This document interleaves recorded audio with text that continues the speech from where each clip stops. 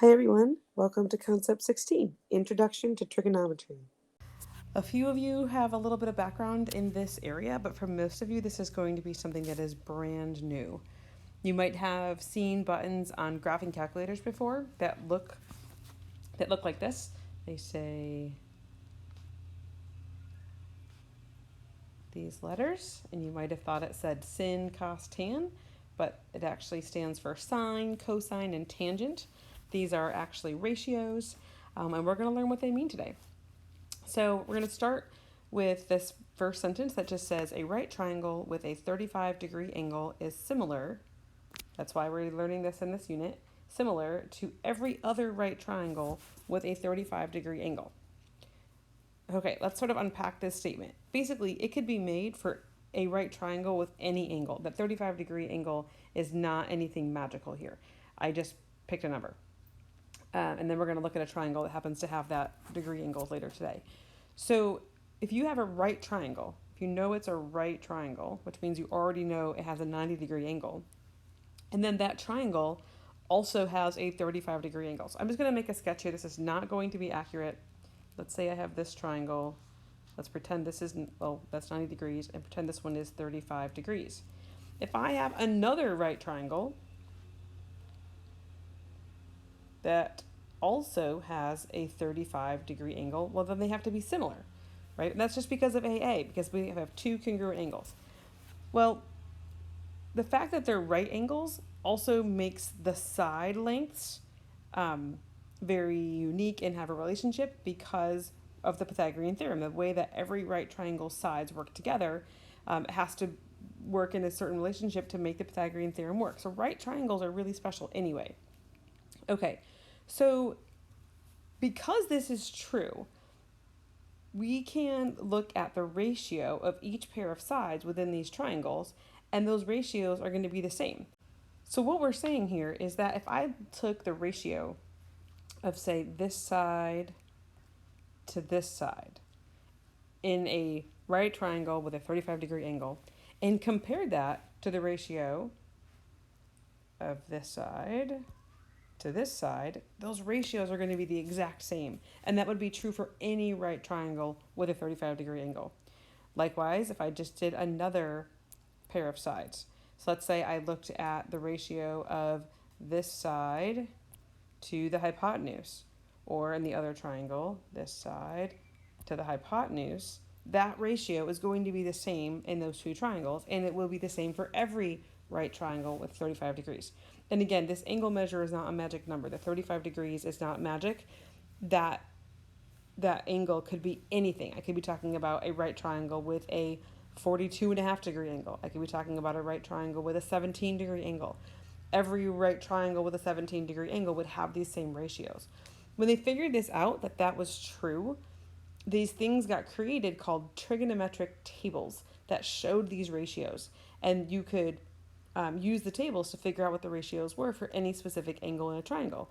As we progressed in time and we had technology, those tables got put into computers and calculators. And so your calculator will give you what those ratios are for any particular angle. I know it's still a little bit confusing, but that's like the basic background. We are going to walk through what all of this means today and figure out what these ratios actually are. Okay, before we can do any of that, we need to understand how we're going to refer to different parts of a triangle. I have two of the same triangles here, and notice that this one on the left is saying, if I'm talking about this angle, just like this angle right here, then there's going to be certain words that we're going to use to refer to the other sides, to all the sides in the triangle based on that angle. So notice the numbers here. We're going to go around and follow the numbers 1, 2, 3, 4. So if I'm talking about that angle, then I would call this leg right here, I would call that the adjacent leg. It is the leg right next to that right angle. Okay, let's keep going around our circle. Then I would call this leg down here, so this leg, I would call that one the opposite leg, or really just the opposite side. And then this one is the easy one because we always know what this one's called, and that's just called the hypotenuse.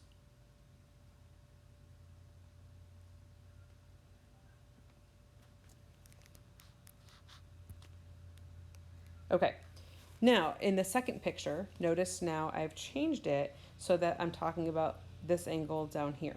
So now I'm dealing with this angle. Okay, so let's go around our circle and follow the numbers.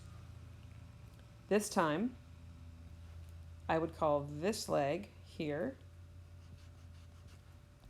the adjacent leg or adjacent side.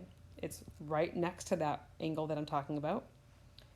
Continuing around my circle, I'm going to call this leg the opposite one.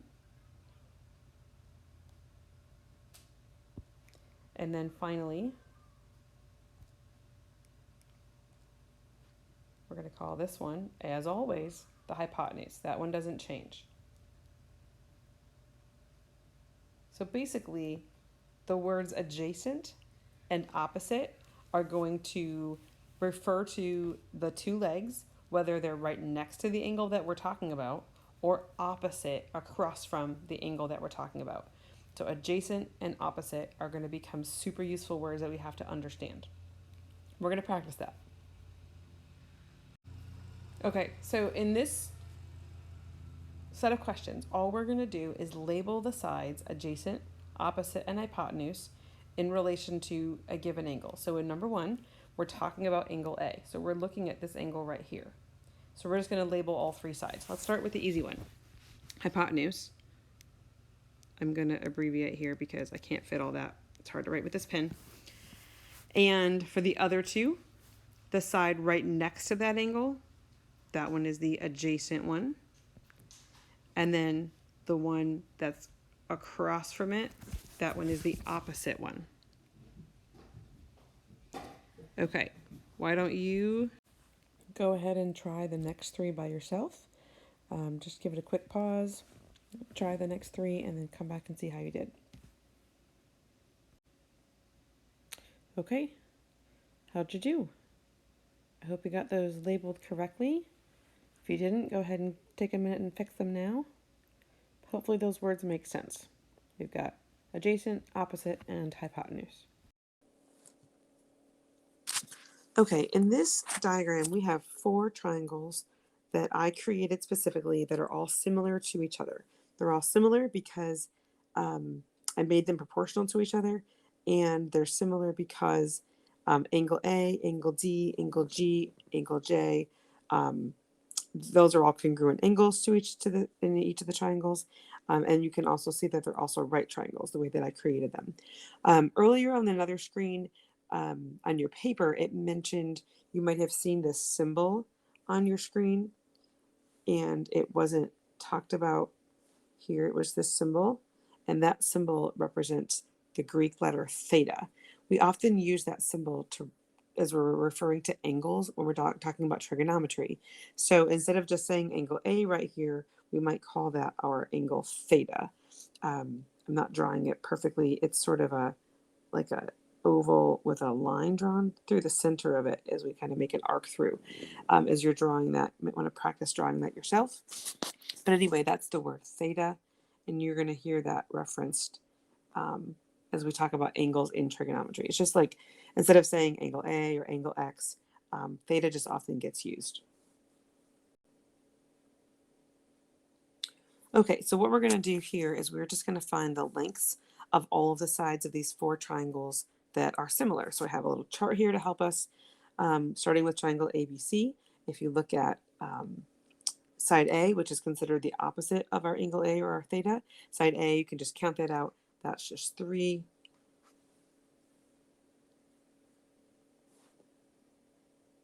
And then side B, which is the adjacent to angle A, you can count that out.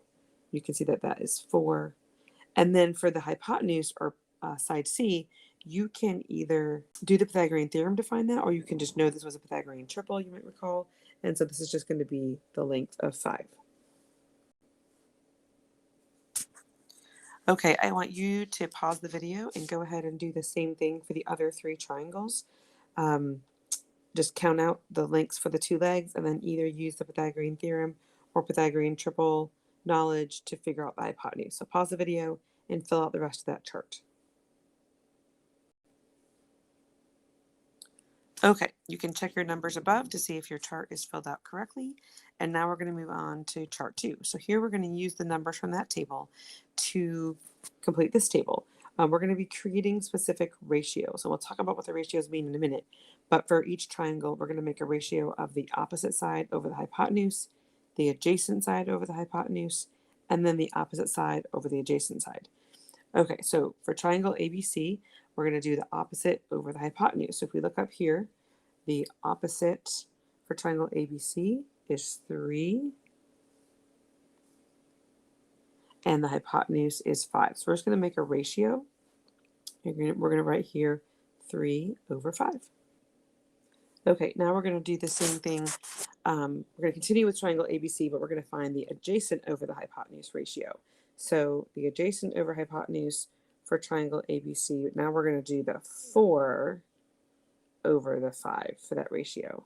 So we're going to write 4 over 5. And then finally, for the third ratio, we're going to do the opposite over the adjacent for the same triangle. So the opposite this time is 3, the adjacent is 4. So we write out that ratio is 3 over 4.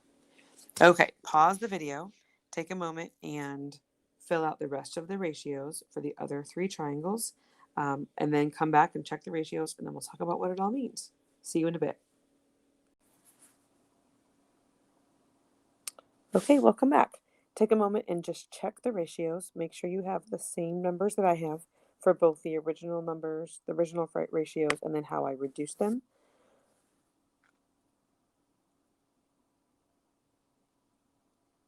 Hopefully you're noticing something kind of interesting here, and maybe you just expected this to happen, but you should see that the opposite over hypotenuse, the ratio that you got in this first column for every triangle, was always the same. It was always 3/5.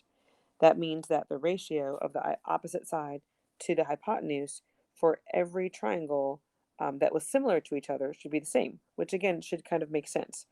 Basically, if you take any triangle in the whole world that has the same angle measures as this triangle, then the opposite over hypotenuse will be the same for those triangles. The same thing happened for the adjacent over hypotenuse ratios. When you check the reduced versions here, they're all the exact same thing. And again, if you had any triangle in the world with those same angle measures, you're going to have the ratio of the adjacent over the hypotenuse being 4/5. And then finally, for the opposite over adjacent, we saw that they were always 3/4. And again, every triangle in the world that has those same angle measures is going to have an opposite over adjacent ratio of 3/4. Because of this, these 3 ratios have names. I mentioned them earlier, but you might not have known what I was talking about yet. So the opposite over hypotenuse, the name of that ratio is called the sine ratio. So the word sine is actually SINE, but on a calculator or on Desmos, you're going to see the abbreviation, which is just SIN. It does not say sin, it's just the abbreviation for sine. Okay, the second ratio, the adjacent over hypotenuse, the name for that one is cosine. And the abbreviation that you'll see on calculators or on Desmos is COS. That's the cosine. So the adjacent over the hypotenuse ratio, the name of that is cosine. And then the final one, the opposite over the adjacent, the name for that is tangent.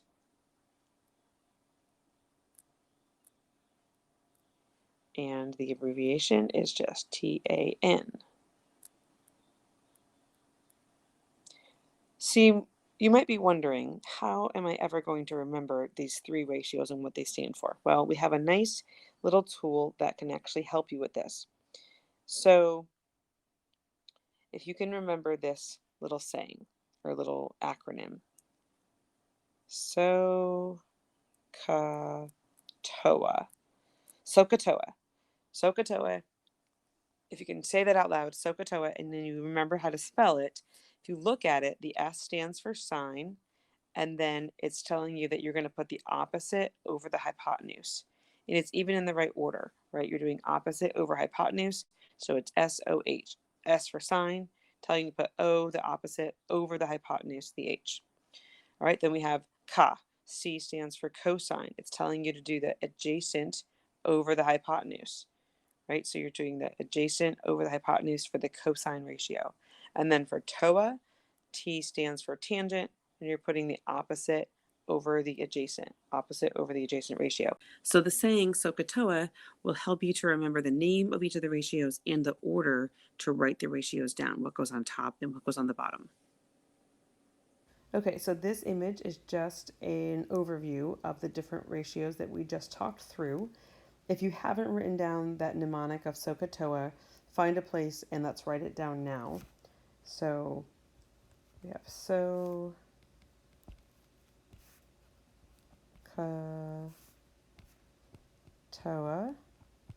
And I firmly believe that you are never going to forget this mnemonic again. It's going to be stuck in your head. You're going to use it so much. I can honestly tell you, I don't do a trig question without this mnemonic. And I've been doing trig questions for a long time in my math career. So again, this S stands for sine. It tells you it's going to be opposite over hypotenuse. That's what this is showing you here. It's the length of the opposite from angle A over the hypotenuse. And then we have C stands for cosine, and it's the adjacent over the hypotenuse. That's what this one's showing you here. It's the adjacent one to angle A over the hypotenuse. And then finally we have TOA is T for tangent, and that's the opposite over the adjacent. SOHCAHTOA, it's going to be your best friend. Okay, so we're not going to find any missing angles or sides just yet. We're going to just practice writing our trig ratios, like understanding which numbers need to go in which spot. Again, I want you to write it out. Let's write out SOHCAHTOA one more time here, so you can have it right in front of you. And let's just go through and practice these ratios. So the first one says we want to find the tangent for angle A. So we're looking at angle A, and we want to do the tangent. It's telling me I want to do the opposite over the adjacent.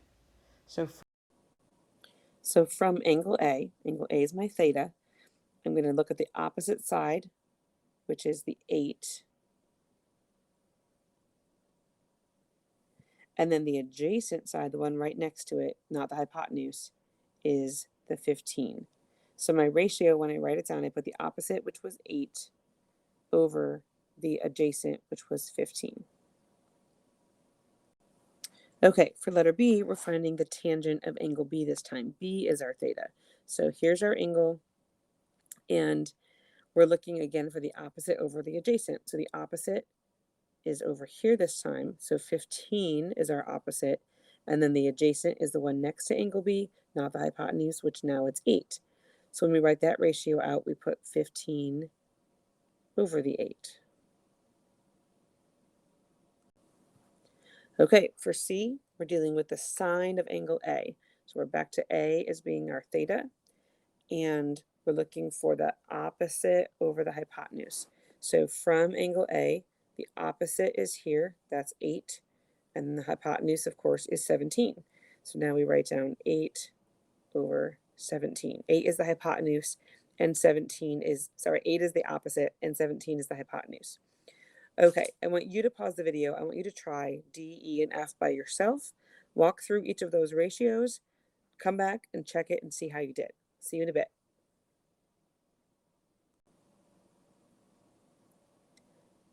Okay, how did you do? Check those 3 ratios. For letter D, you should have sine of B as 15 over 17. For E, the cosine of A is also 15 over 17. And then for F, the cosine of B is 8 over 17. Okay, so far, every time we've talked about these trig ratios, sine, cosine, or tangent, we have created fractions, which makes sense. That's what a ratio is. But as you know, we could easily take a fraction and turn it into a decimal, right? You could find all these ratios as decimals if you wanted to just divide them out on a calculator. So if you did 8 divided by 15 for letter A, for tangent of A, you could find the decimal version of the tangent ratio. The reason I bring that up is because you are able to find trig ratios using technology, like using a calculator or a computer like Desmos. And when you do that, a calculator or the computer is going to give you a decimal answer, because a calculator or a computer doesn't ever give you a fraction as an answer. And so I just wanted to make sure you understand that the decimal version would be the same exact thing. It's just a different format of the number. And typically, when we find a trig ratio, we divide it out as a decimal into 4 places. That might seem like a lot to you. You might not be used to writing decimals out to 4 places, but we do that so we can be super, um, very accurate with our trig ratios. So we're not rounding it too early. So anytime we do that, we're going to do it with 4 decimals. So next, we're going to talk through how do you actually find the trig ratios using technology. You are able to do this with a graphing calculator or with Desmos. Some of you do have your own graphing calculators, and that's fine.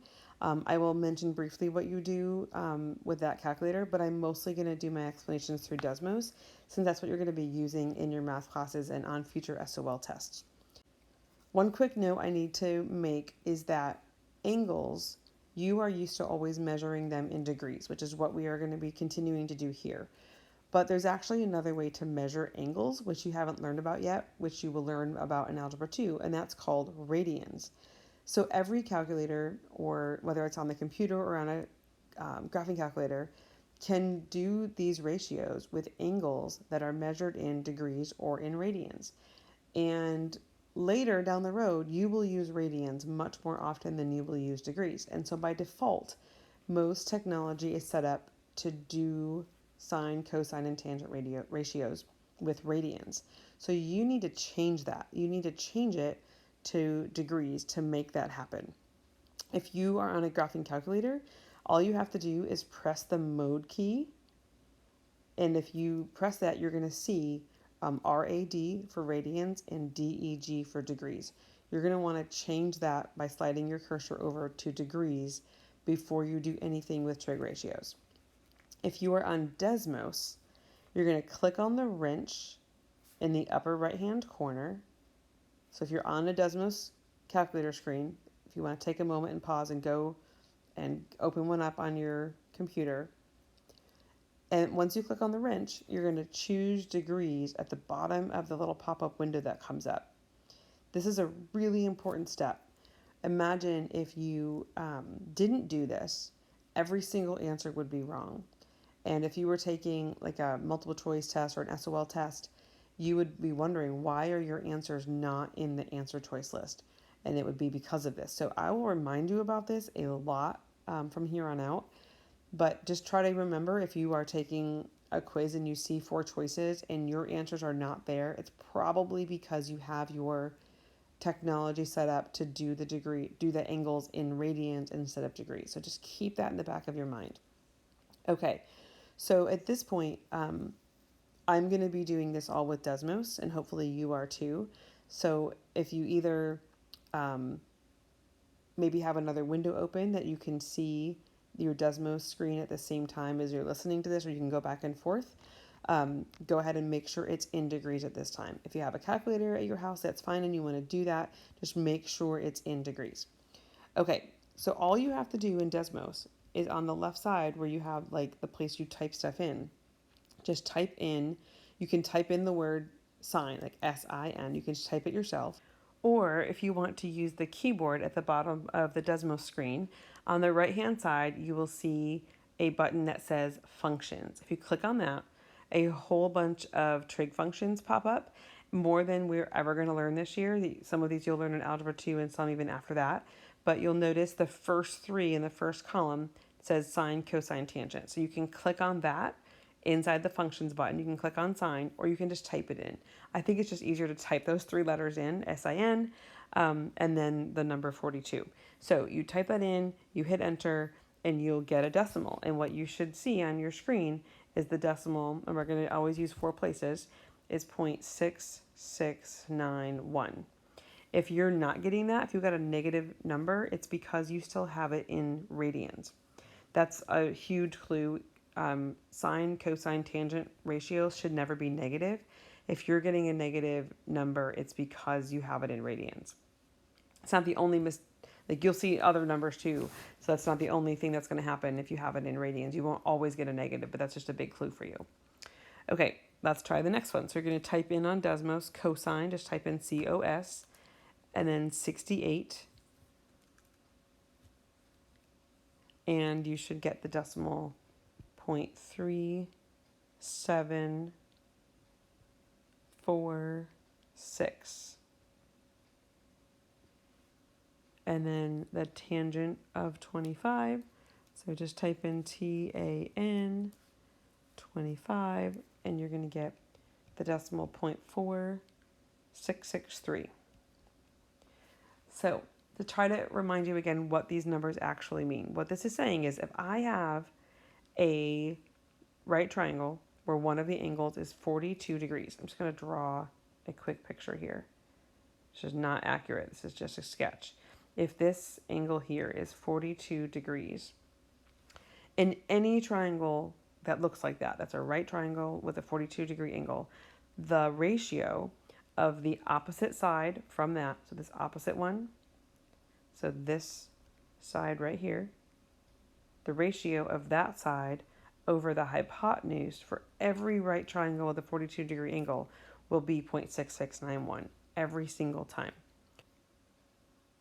And then just to remind you what the second one is saying, if I just sketch another triangle here, let's say I have a triangle that looks like this, and let's say that this angle is 68 degrees, then the cosine, which is the adjacent, so it's saying the ratio of this side over this side for any triangle that's a right triangle with a 68-degree angle, that ratio for any triangle like that would be 0.3746. And then the same thing for that tangent. If you have a right triangle with a 25-degree angle, then every single triangle like that would have the opposite over the adjacent would be 0.4663. Every single triangle like that. Okay, so for now, you should have the basics of what the three trig ratios are: sine, cosine, tangent, how to write each ratio, what parts to use, the adjacent, hypotenuse, or opposite. And then after this, our next couple of lessons are going to be about using a trig ratio to find a missing side of a triangle, or using a trig ratio to find a missing angle of a triangle. That's what we have coming up. See you soon.